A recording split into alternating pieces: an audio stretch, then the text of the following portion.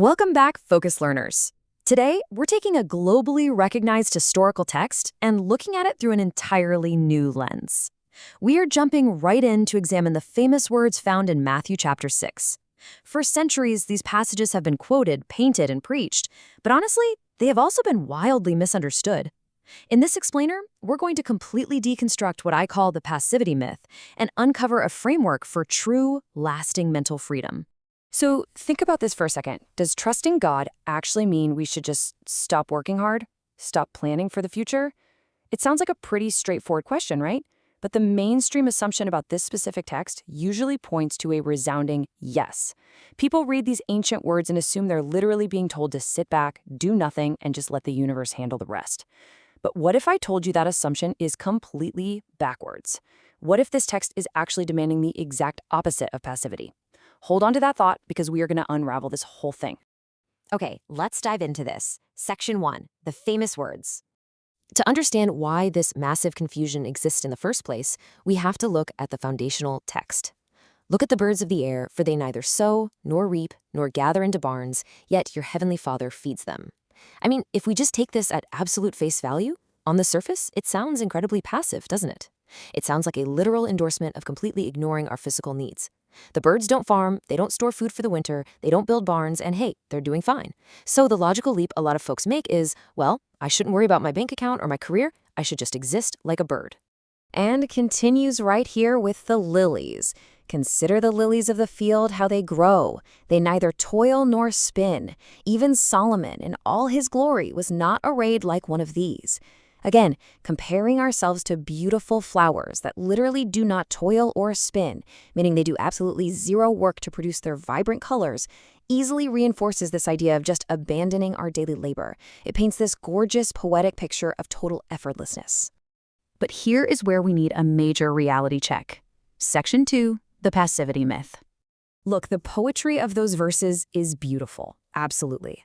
But the mainstream interpretation has become deeply, deeply problematic in modern times. It so often misconstrues the teaching as a call to total passivity, a literal instruction to just ignore your daily responsibilities. But when we look closely side by side, Jesus' actual point isn't dismissing physical reality at all. He's addressing our root fears and demanding diligent action. The contrast between these two perspectives is literally the difference between a paralyzing myth and an incredibly empowering reality. The really crucial point here is that when we read these words without any historical context, it's alarmingly easy to walk away with this exact, deeply flawed impression that faith requires us to completely ignore our daily responsibilities. Mainstream interpretations often push this passage to such an extreme, making it sound like financial irresponsibility or a lack of hard work is somehow a badge of honor. But as we're about to see, that entirely misses the mark. So how do we know that's wrong? Section 3, clues in the context. Now, what's really interesting about this slide is how looking at the surrounding context completely dismantles the passivity myth. Look at the instructions given to the followers in this exact same historical account. First, Jesus gives fasting instructions, literally telling his followers to wash their faces and put oil on their hair. Why? To maintain a normal appearance. He didn't want them looking disheveled to prove how spiritual they were. He fully expected them to live in the real physical world. Second, the whole lily analogy isn't about literal nudity, it's targeting status obsession. And finally, the harvest. The implication isn't to just stop planting seeds.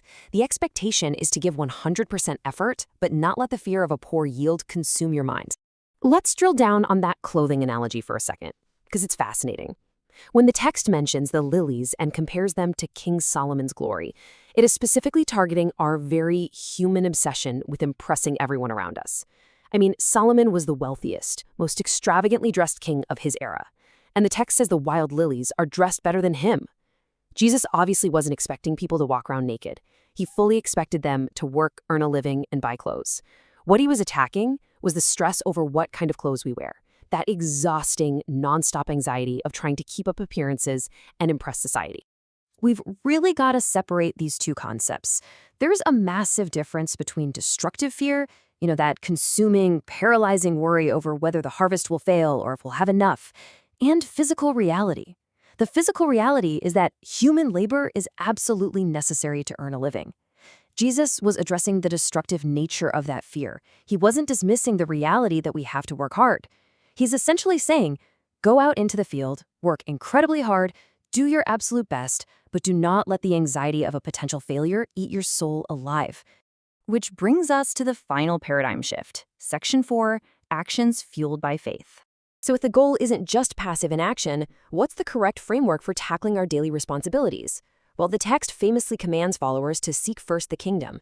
Now, under the old passivity myth, people read this as an invitation to just abandon their earthly duties.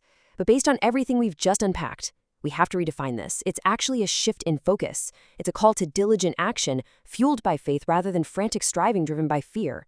You're still working, you're still planning, you are still building, but the engine driving you is no longer a terrified anxiety about what might happen tomorrow. And this brilliantly illustrates the ultimate goal of the entire passage. Look at this concluding verse right here. Therefore, do not worry about tomorrow, for tomorrow will worry about its own things. Sufficient for the day is its own trouble.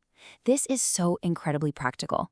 It anchors us entirely in the present day. It's telling us to engage in today's diligent action, face today's troubles head on, but absolutely refuse to project our fears into tomorrow.